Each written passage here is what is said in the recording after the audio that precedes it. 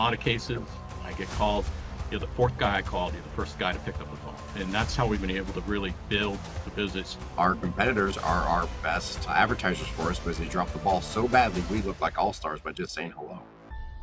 Cracks me up.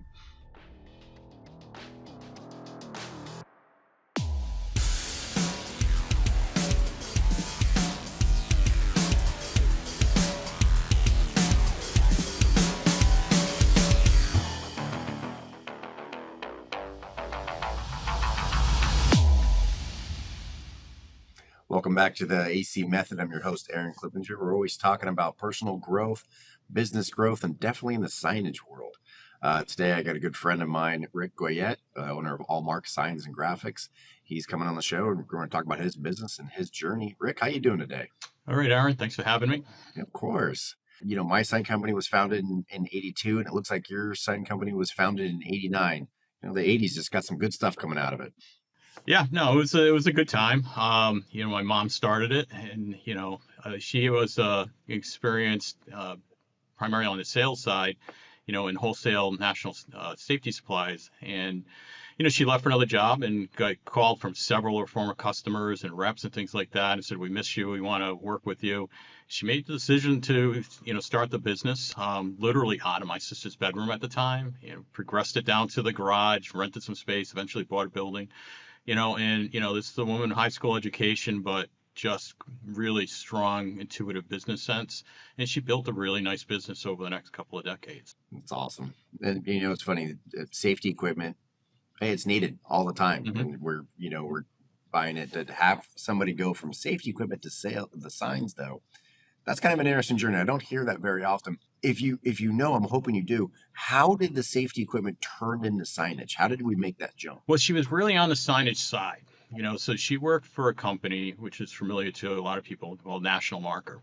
And I had actually got my start there too. I'd worked summers there, working a fill bar press and working in shipping and things like that. So that was my first exposure to signage as well. And she had started off in basically secretarial pool, back in the late 70s, early 80s, and progressed into a customer service and then became a sales manager. So their primary part of the safety ecosystem was actually signage. Pipe markers, danger signs, caution signs, right to know, those type of things. So it was really right in that wheelhouse for signage. So she was in that lane. That's where she kind of stayed for a while. After being, in business and getting some under it, she actually bought another local sign shop. And that's where it kind of introduced the custom signage, that really helped the company grow as well through the 90s. Interesting. And what type of signage was she doing in the 90s? Was it print? Was it screen? Was it metal? It was mostly print. I mean, her first piece of equipment was an old Gerber plotter. Okay, gotcha. Sat on a 32. I think it was a 32-inch Gerber. One of the originals in '89. There wasn't an awful lot of them around there. I know people started getting them in the mid '80s and things like that. So started at that. She worked with the contract silk screener. They made up all the danger and caution blanks, and then she would apply the vinyl to them. So early on, before everybody was doing vinyl, she was doing some vinyl. Eventually bought a fill bar, silk screen press, and a couple of those, and had those going. So it was almost all print. There was especially in the safety side, there was a good amount of acrylic fabrication for right to know stations, projecting signs, things like that. And that's really the lane that the business stayed in for a good long time. Pretty all through the 90s. That's what it was. It was probably 70% silk screen and 30% was applied vinyl. Gotcha. And then fast forward into like 2007, 2008, when that I'm going to call it a depression. That was freaking burly. The 08s. What happened to the sign company then? How did you guys get through that? Yeah, and I mean it was a tough period. My mom passed in 2006 after a brief illness. My brother had worked with her since he was in high school. He'd grown up in the business. And him, and his wife, took over. My father was also involved. My father's an engineer, so he's the backroom guy. He was the gadget guy, and really made good processes, made good process flow, and that's what kind of helped elevate the business on that. You got to 2008, and that was a real huge reconciliation for a lot of people because it was a massive consolidation in the wholesale market on distributors in the safety. So the bread and butter was still working with national distributors. And a lot of those started to collapse upon themselves in 2008. So the company, got through that, started doing a lot more custom signage locally as we came out of it. I give my brother all the credit in the world for being able to maintain the business through that. You lost your leader shortly before that, and then you go into the biggest economic crisis that all of us had seen in our lifetime, and managed through it. And managed through it with the same thing that had gotten the company to that point. It was just being better at customer service, being responsive, and making sure that people were able to get a good product at a good price, get an answer, and keep their businesses going at a time that was hard for a lot of people. But that transition really, pivoted away. That bread and butter, that bulk business where you're shipping hundreds of signs, really dwindled down considerably, and those counts disappeared. Is also, at that point in that safety market, you'll see now the transition was already well underway to the internet marketers. The low pricing, the catalog type houses and things like that. So there was a huge transition on that. And the company didn't completely pivot away from it because it was still a strong aspect of it, but that was inventory intensive. That was commodity pricing intensive. Really difficult place to be in the business, and that really held the company back, to a degree, but made a good pivot towards custom signage. It certainly got into digital printing at that point, a little bit after that, and dipped the toe in the water on that and some equipment. And that still managed through for another decade and kind of stayed in that lane of shifting instead of 70, 30 safety and the commodity type items to shifting to the other way, going probably more 60-40 on the custom end. Gotcha. So yeah, you definitely started to diversify. You've seen where the internet's going and said, okay, let's pivot to custom signs. People always need them. This market's not going to dry up. It's going to be better of it. When you went to the digital printer, or digital world, what was that first piece of equipment that you bought past the silk screeners? Like past '08, where was a piece of equipment that you bought and said, you know what, we need to invest in this and start rocking and rolling? Yeah, it's a brand I can't recall that doesn't exist anymore. It had its problems, quality wise initially it was pretty exciting getting that. It was a narrow width, so you could do, up to maybe 36 on some things, but it was really hamstrung and really getting on and taking over. Uptime in the machine was really poor. The print quality was good when it was working, but the maintenance just started to spiral and really jack up on that. Didn't really go and invest in that again. Started to be some good outsourced suppliers and some good subcontractors that with my brother running at the time he leaned on for those type of products. So it wasn't a great first step in the digital, to be honest. It's different than the large format printers that we're running today. Yeah, no, hey, first movers, it's awesome. Is there's some neat things there, but with first movers, you always have your little hiccups here and there. Hmm. There's no doubt about that one. Going more modern now in 2024, you started to heavily get involved, and what made you really jump in with both feet at this stage? 2 years ago. Yeah, the way it worked is I had a 30 plus year corporate career, supply chain operations executive. So, I very much into the manufacturing end. And I get to a point at this point in my career, I was looking for other opportunities, and I really, like a lot of people, wanted something different. I'm very fortunate to work for very entrepreneurial companies through my whole career. Where I had a lot of responsibility. We had very entrepreneurial, always driven, in those type of organizations. I wanted to build something myself. So I started looking around, not specifically at signage per se, but other opportunities and sitting down with my brother. And at this point, Allmark had, for better or worse, had become more of a side gig for him. So he had diversified himself into other different areas, business interests and those lines. And around the same time, they, had a fairly large building that was in a butter that wanted that building, and it worked very well with the business. So we looked at that, and, the offer they had on that, I said, maybe it's time to just kind of really collapse it down to itself. And I happened to mention I was looking at business, and, I'd come across the, sign world opportunity.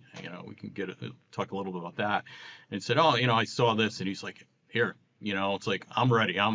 This is not my full-time gig. I'm not really running this business to its capability. And we had many conversations through, the 2010s about, hey, this guy's for sale. Would you like to come in? Would you like, we have a very good relationship with very different people. I've been the business guy. He's been the creative guy. He liked making the signs. He didn't like the front end of the business. He didn't like chasing the business. He didn't like running that aspect of it. He liked the creativity aspect of it. really hard to grow and maintain a business if you're not out growing it first, customer first. So, he did great on the customer service with his repeat customers, but really go soliciting new business wasn't his thing. And he just said to me, hey, I've got it. We got all the digital assets. We got the URL. We got presence. Not really doing it. We're not seeing a lot coming in right now, but you want to do it, take it. And that was pretty much the deal. I offered him a sign. Hey, do you want to be part of it? You want to be my, right hand guy? And he said no. He was really happy with what he was doing. He was there to support me. He did some of my initial design work and things like that for customers, and was really helpful on that front. But he wanted to do his own thing, and I kind of stood that after him, like anybody else, doing it for over 30 years and being in it. He was Sure. really happy in what he was doing. So, he moved on from that standpoint. And I consider this was just a total teardown. So I looked at it, evaluated whether I wanted to, from a business plan standpoint, stay in that safety lane, decided it just wasn't worth it. Inventory intensive, commodity pricing, need a heavy customer service presence. You're dealing with volume. It just didn't really make a lot of sense, to where I wanted to go. And investigating, I didn't think that was the area in the market. So the market for me was people who were looking for comprehensive signage solutions. Lots of print guys, lots and lots of print guys around. And print is still going to be the core, but people who wanted to get into more project management, that wanted that level, that could handle a project, that might be put in 610 wayfinding signs, maybe more, needed a pylon sign, needed to coordinate several vendors. That was my expertise. That's what I was bringing to the table.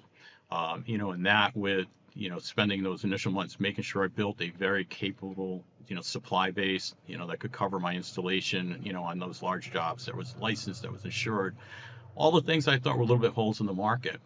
And for the most part, looking around, a lot of sign shops just exist on repeat business, and that, which is great. We all love that. That's the best. But there's a lot of people that come and go. That a lot of people aren't buying signage every day. They're opening a new office. They're opening up a new strip mall. It might be a once every so often thing. So they're not necessarily going to be repeat, or they're dissatisfied with their current solutions. So kind of getting out there. And my thing early on was be found and be responsive. Yeah. And you get found by really making sure that you're current.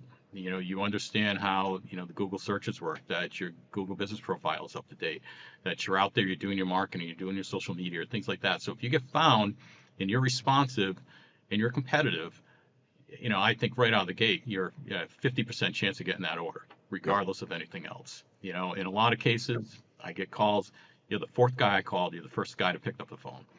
And that's how we've been able to really build the business quicker ramp than I really anticipated. We're way ahead of where we expected to be scheduled, and just making sure that customer service is the heart of the business, and telling people the truth, what we can do, what we can't do, what's involved. That's what we just keep coming back to as the base, and that's been working. Yeah, no, customer service, I mean, it blows my mind when people don't return the phone call. Still to this day, just blows my mind, but it comes up all the time. Mhm. And, our competitors are our best advertisers for us because they drop the ball so badly. We look like all-stars by just saying hello. Cracks me up. It's the truth. I mean, I laugh a lot of times I'm on the call. I mean, once a week I hear that. I've called through you're the first guy talking, and I just laugh, and people are like, I don't understand it. I'm like, I'm not going to complain. And that line about my competitors are my best salespeople, that's sometimes the truth. I mean, we get a lot of really good competitors, so I don't knock people in the market, but they're busy, and that's the way the market is. We're there to pick it up. We've structured a company so that we can flex pretty aggressively on size and projects by the network I built, by the contracts I built. In the way we've conducted the staffing, both we're taking real advantage of people willing to do remote work right now. That's been a really strong aspect for us. It's with talent pool really grows once you're willing to say, hey, I don't care if you're in North Carolina or California or wherever you are, you've got really good skill sets. You fit the culture of the company. Let's see how this will work out. And that's been a growth for us is to be able to get higher quality people than maybe trying to scrounge around people that can come into my office every day. Just want to take a moment to talk about Square Coil here. Square Coil has been powering the signage industry since 2011, and we're only growing bigger and better and stronger every single day. Some of the latest updates have just made my life a lot easier. I'm sure it's going to make your life a lot easier. So if you haven't checked us out, go ahead and get on our website, squarecoil.com. Take a look. And if you have an outdated key, an old software program that's going to be closing its doors this year, definitely take a look at us because we can make that transition real simple for you. Take a look at squarecoil.com. You're the first person to hear that the remote worker is really working for me. I will tell you that I have not had good success in this. Everybody kind of has their own agenda before that. I've struggled with remote workers. So it's nice to hear that you are having success with that. Yeah, no, I mean, part of it was in my prior job, we got through COVID, and I was fortunate that I was managing a workforce that was actually spread out over several locations.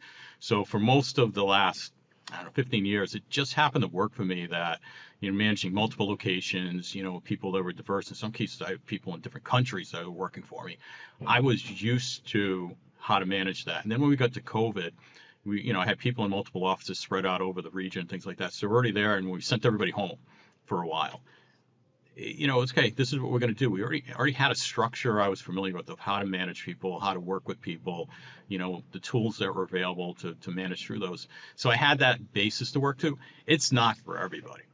It really isn't. And you got to be really careful in the hiring process to make sure people's like, oh, this is my opportunity to go home and work, in my pajamas, or my, as we used to say, the fuzzy slippers.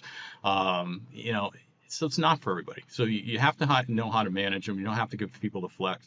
And sometimes it's the opposite is you get people that they're at home and they feel more obligated to work more. So I also stress the opposite. It's like this is the work hours. I don't expect you to be doing work and responding to emails 8, 9, 10 o'clock at night. Maybe that's nice, maybe it's not. But the job is what the job is, so, be available, be responsive during the work hours, carry your work. If it's carrying on that I got more work for you than the work hours provide, then hey, let's have a talk about it. Then it's maybe time to grow. Because I've never felt that having people that, are feeling that they're burned out, if you're not recognizing that, they're gone before you know it. And then you've got to replace them. And building a team is really important. That's how we really try to do that, is make sure everybody knows we're a team, we're working together. You've got problems today, let's work it out. Yeah, I'm with you. I want to circle back to Sign World. You brought them on in 2024. A lot of guys just kind of go at it and just go, you know what, I'm going to try my best. I'm going to grab some machinery. I'm just going to start, beating the bushes here, and we're going to make this happen. And you had a different approach. You said, you know what, I want to have the Sign World come on and, build me somewhat of a roadmap here. Talk to me about that, how that went down, your decisions, and what they brought to the table. Yeah, early on, like I said, when I was looking for different business, opportunities and things like that, I engaged with the franchise broker. We were looking at things totally diverse, restoration, exercise, different markets, and we, different verticals where the opportunities were. And obviously you're aware of the Signoramas and the other national franchises and things like that. And those came up as well. I wasn't overly keen on franchising because I really wanted to put my stamp on a business. And Sign World was one of the things he pitched to me, and I said, well, it's kind of funny you mentioned signs, so here's the story, here's where I am, and this is some of the discussions I've had. And I remember the first time I engaged with them, and we had a conversation, and it was talking to somebody. I'm like, hey, this is really early. I'm not sold on this, so I'm not going to be an easy sell. I'm going to really do some due diligence. It's most people sign on, surprised me really quickly, like in 1 to 2 months they sign on. I'm like, well, that's not going to be me, so it took me probably about 7 months before I finally signed on with them and said, hey, this is what I want to do. I see the value. I like the aspect of the no rules. And talking, and I spent some time, I talked to a lot of Sign World owners across the country, did my vetting on that. And they were all extremely positive. They were all very giving of the knowledge base during that vetting process. I know it's like we're all busy, and spending time with somebody, it's like just asking them questions and stuff isn't always the best use of the time, but I found it pretty universal on that. And that was the case of talking to different Sign World owners, some in our region, some which I'd be potentially competitors with, that were very welcoming on the idea. And doing my due diligence, looking at knowing what Allmark had done, and then looking, okay, what's the other aspect of the business is it's really tough to make a living selling $50 signs, right? And I'm like, that's not where I want to be. I don't even want to be selling $200 signs because you got to sell a lot, to pay for overhead in today's day and age. And so what are the opportunities? And that led me down to the path of, like, with sign, we'll say, well, this is how we go. This is how we work our companies, our members, for digital marketing, getting the exposure. And the things I'm always try to be very aware of. I know what I know. I got to figure out what I don't know, and things like that. And that exposure to a couple of things is a head start in building a qualified wholesaling, supply base. And then that knowledge base of being able to pick up the phone and, talking to somebody. Yeah, I have worked with, a sporting organization, building a stadium. I've done this, and being able to learn from them, get some knowledge, make some connections was just invaluable to me. It was worth every dollar I spent, to get into that, and gave me a massive head start to jump into new verticals that I would probably take years and years and years to really break into. Oh, I'm happy to hear that. That's stoked. It's neat to hear those stories. I haven't talked to a lot of sign world people here on this podcast, and to have that go about is great. Mm-hmm. In some of the verticals you said you got into earlier, what's one of the verticals you're just we're talking about? Really, property managers have been my biggest, as far as that. Had some really good success on some property managers, some regional. I'm working right now with the national property manager, with 90 properties. I wouldn't have touched that if I didn't have a network to say, hey, I got one in your region, can you connect me with, a local installer? Do you want to handle a project? Do you want to partner on that?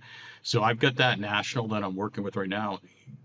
I probably would have moved away from that. And you can go to sign search and you can look for people like that. But if you're going to put your name on it, you want to make sure those people are strongly vetted. So the ability to pick up a phone call and say, hey, I need somebody, find somebody in 2 different markets, already pre-vetted that they've worked with, and I can establish a relationship with.